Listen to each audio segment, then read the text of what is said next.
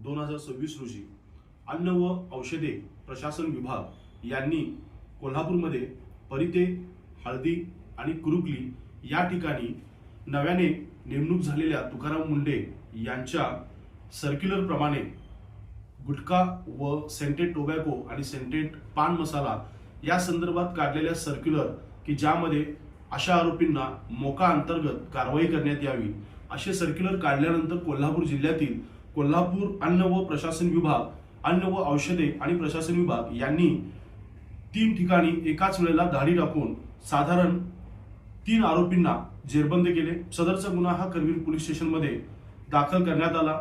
त्यानंतर संबंधित आरोपींना पोलीस कस्टडीसाठी न्यायालयासमोर आणल्यानंतर आम्ही युक्तिवाद केला की संबंधित सेक्शन्स आणि संबंधित मोका अंतर्गत कारवाई किंवा त्या संबंधित तत्सम कोणत्याही प्रकारचा आदेश हा इल्लीगल आहे, त्याच्यामुळे यांच्यावर कोणतीही पोलीस कस्टडी ही देण्यात येऊ नये। त्या अनुषंगाने न्यायालयाने युक्तिवाद ग्राह्य धरून त्याच दिवशी तातडीने न्यायालयाने 3ही आरोपींना न्यायालयीन कोठडीमध्ये पाठवले।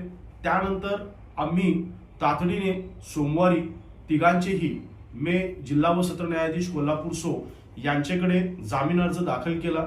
न्यायालयाने आमचा युक्तिवाद ग्राह्य धरून आम्हाला यामध्ये 3ही आरोपींना एकाच वेळेला जामीन अर्ज मंजूर केले।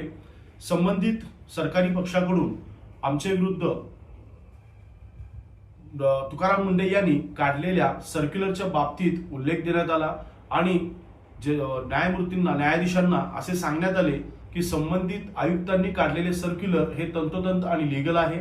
मात्र आज त्या गोष्टींचा कुठेही आज आम्ही ज्यावेळेला आरोपींच्या वतीने न्यायाधीशांना आम्ही विनंती केली की संबंधित सर्क्युलर हे भलेही महाराष्ट्राचे डीजी किंवा प्रत्येक जिल्ह्यांच्या एसपींना पाठवले जरी असले तरी हे न्याय विसंगत आहे आणि हाच युक्तिवाद ग्राह्य धरून संबंधित न्यायाधीश जिल्हा व सत्र न्यायाधीश कोल्हापूर यांनी 3ही आरोपींचे एकाच दिवसात जामीन अर्ज मंजूर केले। संबंधित जामीन हा अटक झाल्यापासून 7व्या दिवशी मंजूर करण्यात आला।